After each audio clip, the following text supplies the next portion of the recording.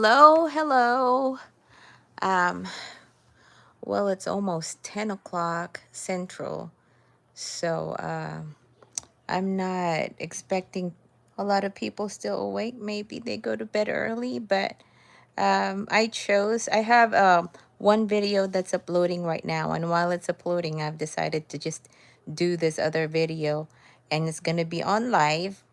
And this is regarding one of the questions that one of the commenter, one of the subscriber asked about how I found out about my cancer.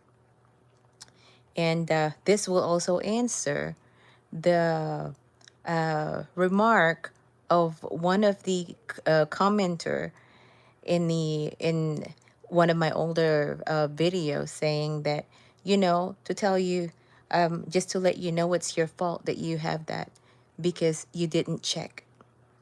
So he said that it's my fault I have cancer because I didn't check.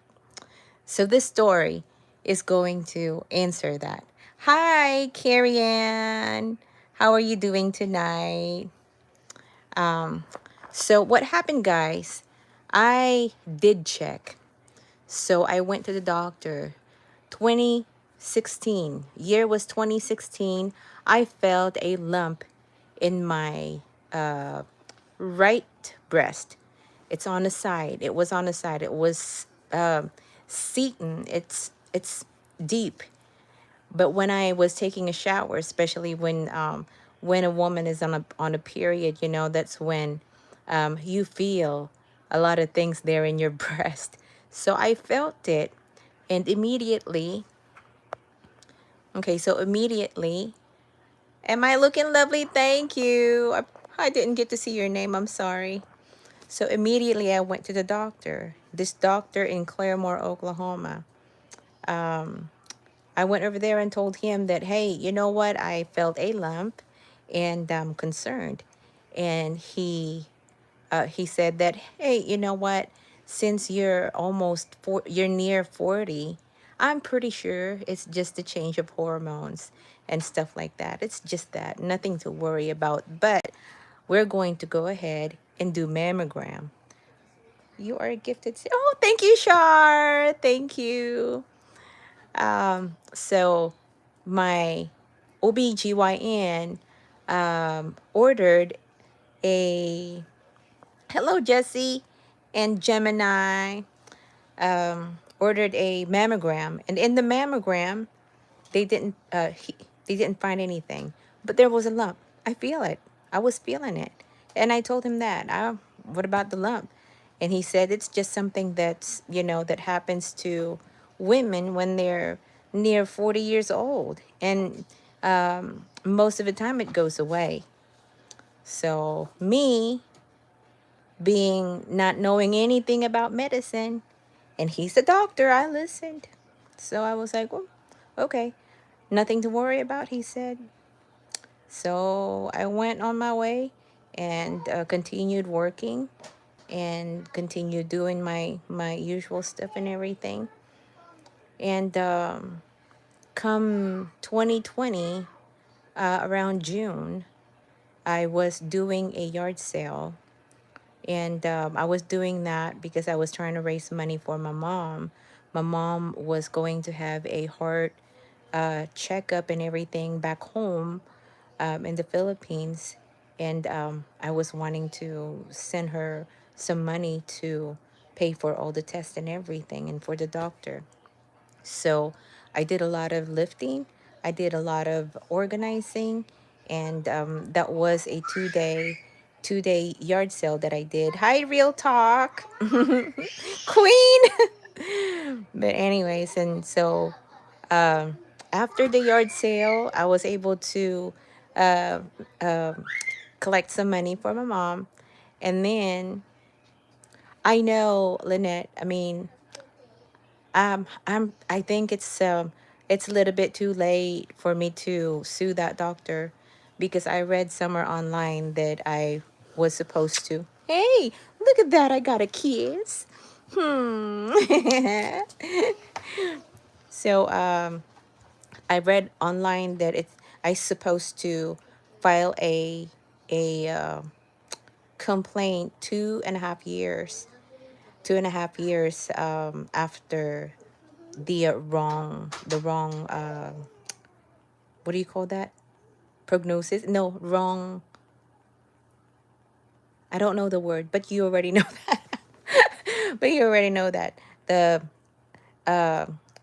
when they're telling you a wrong information, diagnosis, there you go, thank you, Danish, diagnosis. So it's too late for me to, I guess, sue him. But 2020, after the yard sale, I started feeling very weak, fatigued. And that's the right word. I was so fatigued. I thought it was because, thank you, Catherine. I thought it was because of the work I did in the yard sale. It was very hot that month. I have a little, I have a little girl over here that's pretending to be a puppy. But anyway, so I tried to start multivitamins. At first I used the brand Live, and it didn't make me feel any different. I was thinking, oh, maybe because it's cheap, maybe it's just not a very good brand. So I went ahead and tried a more expensive multivitamin. Still did not work.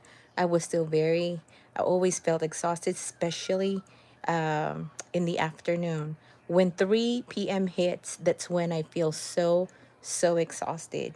Like I just didn't want to do anything but lay down. Up to the point, my little girl was almost 2 that time, and I was still breastfeeding her, and one of the symptoms was pain in my right nipple. So every time that she latches, it hurts so bad. Hi, Tansy. Every time that she latches, it hurts really bad, up to the point that I was really biting my lip. Once she's starting to latch, I was like, oh, hurts. So after that, I started feeling a flu-like symptoms, pain in my joints, and yeah, severe fatigue and loss of appetite. B12. Yeah, I actually, what do you mean before I found out about the cancer, Lynette? Because I didn't know anything. No, I didn't try B12 before. But after I found out about the cancer, and the first time that I was having issues with my hemoglobin, my doctor gave me a prescription for an injectable B12, and I was injecting myself with B12. Oh, I think I need to do that too, lady girl. But anyway, so I started having flu-like symptoms and then fever. So I usually have fever like normally the fever would only last 2 to 3 days, and this one lasted two weeks, and I didn't have any insurance. So I was really just hoping that things will get better and I don't have to go to ER. I don't have to go to the doctor because I didn't have insurance. Because I just, I quit my job. We had to move from Claremore to Muldrow. What did you put on your nose? On your nose? On your hair? You sprayed something on your hair. Silly girl. Anyway, so yeah, so I had to quit my job. No insurance, nothing. I was actually just, you know, doing some reselling job at the new location where we moved to, and it was doing good, but the money coming in was not really enough for me to get a new insurance. It's very expensive. If you're going to get an Obamacare insurance that I might afford, it's going to have a really, really huge, what do you call this? The money that you're going to pay first before the insurance kicks in. So I'm struggling with all these English terms, guys. I'm so sorry. But copay, there you go, copay. So with an 8,000 to 10,000 copay, it's like, yeah, deductible. Deductible. So it's so hard, when you're thinking, because for me, since I'm not English is not my native language. Whenever I talk, whenever I speak, hi Jeffrey, I translate those words in my head first. It's really hard, and there are a lot of words that I really don't use all the time, and they get forgotten. But anyway, so I didn't go to the doctor, but finally I did because of the two week fever, and the loss of appetite was very, very, it gotten bad. Oh, hi Jeffrey, my beauty. And yeah, so when I went to the doctor, they said it was mastitis, just because I told them that I had mastitis before when I had my second baby, and it went away on its own, because I was cleaning my breast whenever in the shower and everything. It went away like that. When you unclug those nipples, mastitis just goes away. But this one won't. And they treated it as mastitis. They gave me a total of five different antibiotics for the mastitis. I don't know why they had to wait and prescribe five antibiotics that won't work. The very last one was actually an IV antibiotic. And finally, I told them, because they were going to try the sixth one, and I was like, I don't think I can still handle. My body was already very, very, very weak. So they also did. They also did. Um,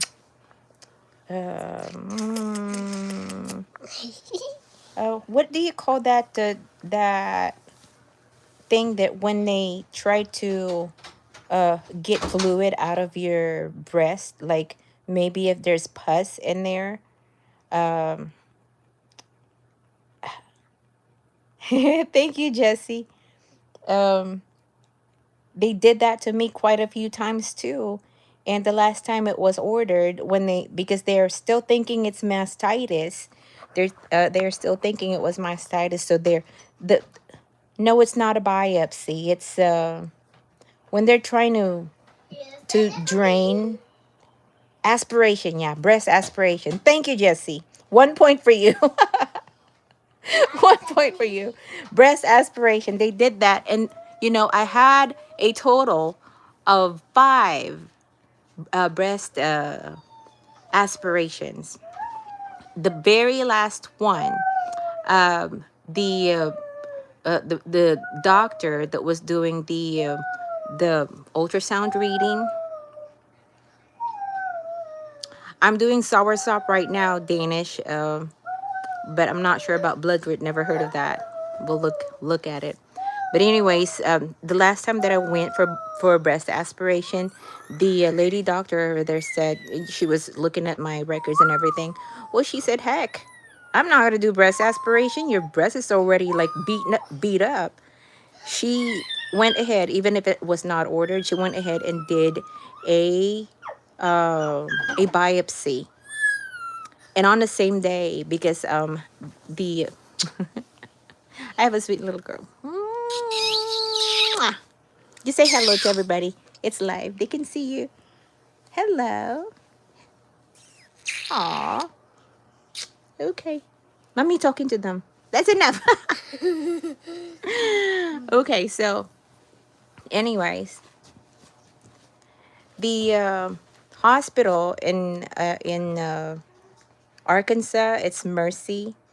They have an app where the patients could be able to see the result and everything. And when I saw that, hi, Lynette. When I saw that, I researched all the terms in that result. And even before the doctor told me that it was a cancer, I already knew that it was cancer. And that time, really, my body was already so weak because of the different, antibiotics that I already took. And my breast was already red and blue because of all the breast aspiration. And most especially when they did the biopsy, it really swelled up really bad. So after that, well, actually, I forgot the information about one surgeon in the hospital that actually opened me up. So in between those breast aspiration, a surgeon at that hospital opened me up and hoping that he could be able to take out pus. But of course, there's no pus. It was a tumor. So he put in his report that only when he opened me up, there was a lot of blood that came out, and that came from that mass, from that tumor. And you know what? That surgery took my energy away. Like my, I got very, very, very sick.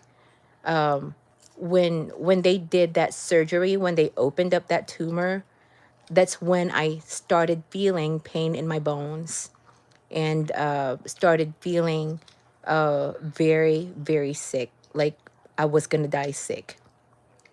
So yeah, by the time that they did the scans, all the scans, somebody loves me. By the time that they did the scans, like the bone scan and the CT scan to check for the stage, before they put the result over there, I already know it was stage 4, with everything that I was feeling, with all the symptoms and everything.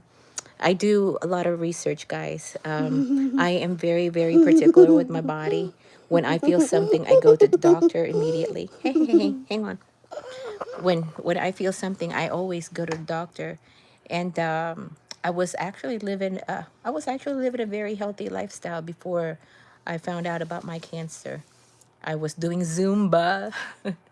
I was trying to lose weight because I was thinking that my fatigue was because I have gained a lot of weight, but still I got the cancer. I mean, these days it's not really about genetic, because my genetic test turned out to be negative, so it did not run in the family.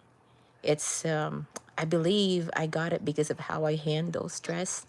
So for everybody out there, if you are always agitated, if you are always worried about something, little things worries you, gotta change that. It's very, very bad for your body. So and that was how I was before. I didn't know how to handle my stress, didn't know how to handle my worries. And I have 3 kids, look at this. And I have 2 more, and 2 of them are teenagers. So you could I ate my tongue. and I believe that Danish. I bit my tongue. Yeah, so I bit it, Mom. yeah, I had a lot of anxieties and stress from teenagers. Unfortunately for us parents, we didn't have a manual how to deal with the kids that are turning from kids, toddlers, and going through the puberty, and then 2 teenage years. It's you learn as you go. Mom, Mom, I have a long tongue now. Oh dear. So yeah, that's how I found out about this cancer. It was very tough. I I got COVID on top of that because they found out that my cancer was already in my bone marrow that time. of diagnosis. And thank you, Christine. And when when they found out about that, my hemoglobin's kind of like my situation right now, you know. My hemoglobin was on a 5 back then, and they could not start any chemo. And that's the reason why they did not really immediately start chemo on me, because my body was very weak, and I could even hardly walk. I was using wheelchair, and it pains me. It was so painful to get up from bed and going back to bed, sit down, anything. My back hurts. When I press my back, my bone, my spinal cord on anything, it burns. It felt like it was burning. So I had a lot of inflammation, a lot of pain before. And then, yeah, on top of that, I got the COVID. And when I got COVID, I had to stay home. And my oncologist said that I could not go to the clinic, only virtual. And hi, Joe, only virtual. And those times, 21 days, guys, no nothing, no treatment. And that's when, because before cancer, guys, I was not a fan of supplements, you know. And that's the reason why when I started feeling fatigued before, that's the only time that I thought about multivitamins, because I was not doing anything, no vitamins, no supplements that I was taking before, because I was not into that, you know. But during that COVID experience, I was staying at home, and I was dying, literally dying. And my oncologist said that it's not looking good for you. Might be just only 3 months. And that's when I started taking the supplements that my aunt sent me from Canada. So I started taking that religiously, no skip. And I did juicing, and the juicing and the coffee enema that was started by my in-laws, my mother-in-law and my sister-in-law. So I was really grateful for them for starting that, because all those combination, you know, the coffee enema, the what else? Coffee enema, juicing, the supplements, all those put my hemoglobin to a 9 after 21 days when I got back to my after I got back to when I got back to my oncologist, it was a 9. And that is when they planned about the chemo and everything. And that's when I started the Ibrance and letrozole. Yeah, so that's my story. And that experience, 21 days of not taking anything from the doctors, and just taking all the supplements and the coffee enema and the juicing, that helped me really put faith in taking the herbs. And I did not hide it from my oncologist, you guys. I told my oncologist about it. And when she saw me after that 21 days, she actually told me, whatever you're doing right now, keep on doing it. I don't even want to know, she said. She didn't want to know, but she said, whatever it is that you're doing, keep on doing it. So, yeah. It was the supplement that my blushwood berry, kindly search for it. I will. I always search all those stuff that people are posting. Yeah, Jovro, Ibrance and letrozole, they did work for me, but it only worked for uh, maybe a year and a half. A year and a half. Only the only thing that I'm going to say about the Ibrance, though, and I'm not going to scare anybody, and this is something that doctors know. Chemo and hormone blockers, especially the chemo, they will work. When they work good, you know. They will shrink the tumor and everything, because you know that's what they're for, you know. But once they stop working, if you're not going to catch it early, it's actually going to do the opposite to your body. And what Ibrance did to me, this time was multiple, you know. Once the iron stopped working, it actually attacked me. It reactivated the cancer in my bone marrow and ruined my liver. So good thing that we caught it early, because the lesions that I have in my liver is kind of like you know, when you splash water onto a paper, it's just little dots. So that's the lesions that I have in my liver. Just the one, there's just one big one that has that's 1 centimeter. That's the biggest one that I have over there. So that's the only thing about chemo. Uh, that's the reason why I'm saying, you know, you do chemo, you're going to be very, very, very watchful about how you feel. Even if it's something that, you know, a little bit of fever, you tell your oncologist. If they say go to ER, go to ER immediately, because that's an indication that it's trying to get that medication is trying to get right back at you. It's starting to ruin you. So I stopped Ibrance already and letrozole, and I don't know what my oncologist plan is, if she has any, because according to my palliative care doctor, she does not have any plan for me, uh, even if my hemoglobin goes up.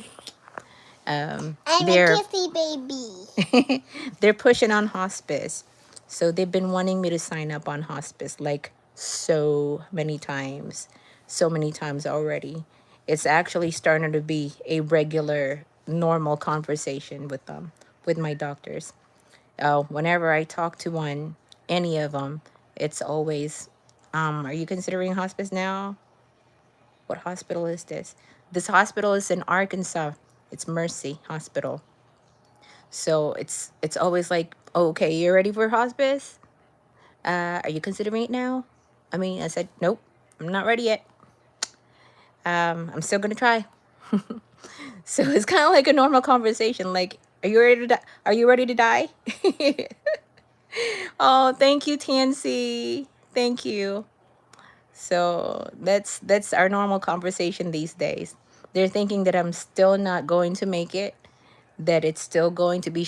My oncologist actually told me it could be more. No, she said she's sure that it's not. I'm not gonna last a year.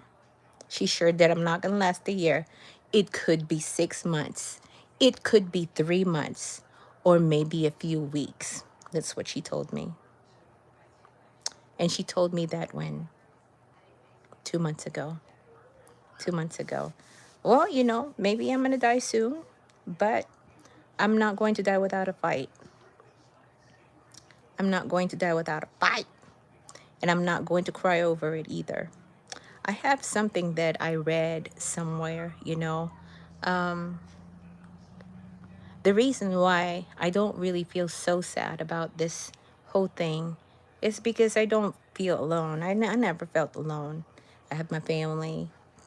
And yes, that's right, lady girl. We're going to fight. I didn't supposed to. Okay, my uncle was supposed to have died 6 months ago. Oh, because of the kidney? Yep. See? No doctor is going to tell us when we're going to die. Only God knows. Yes, only God knows. That's very true, Jesse. Yep. So it does not even scare me anymore. It does not even scare me anymore whenever they said, you know, sign up on hospice. Um, I was like, well, no. It's like them asking me a donut. You go get a donut. I said, nope, thank you. It's sugar. We can't eat sugar. Oh, I'm not.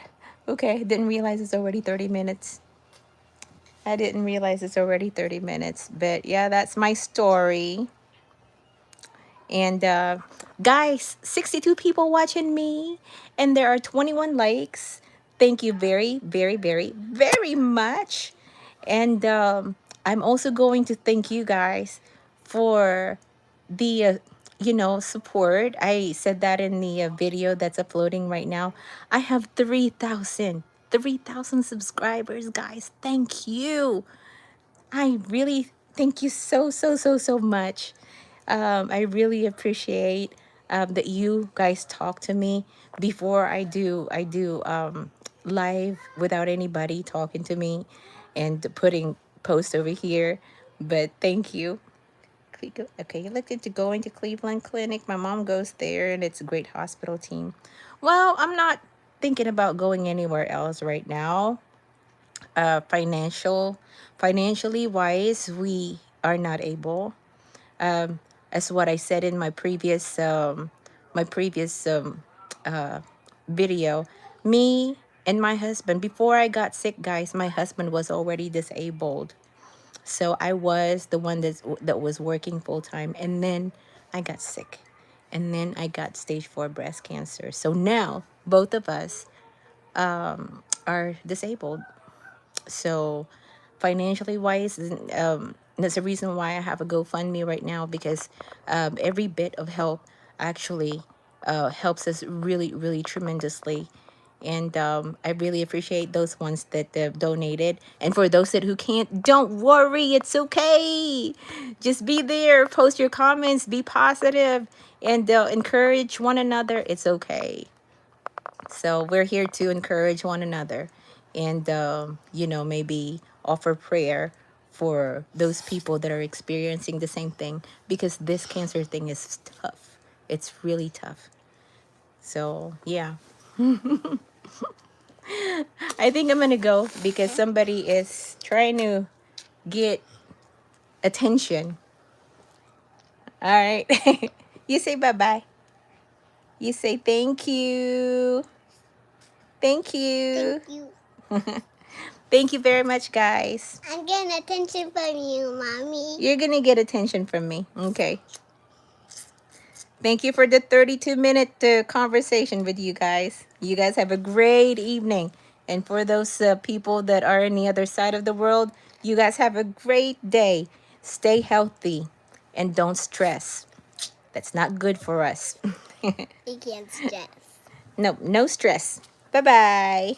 Bye-bye.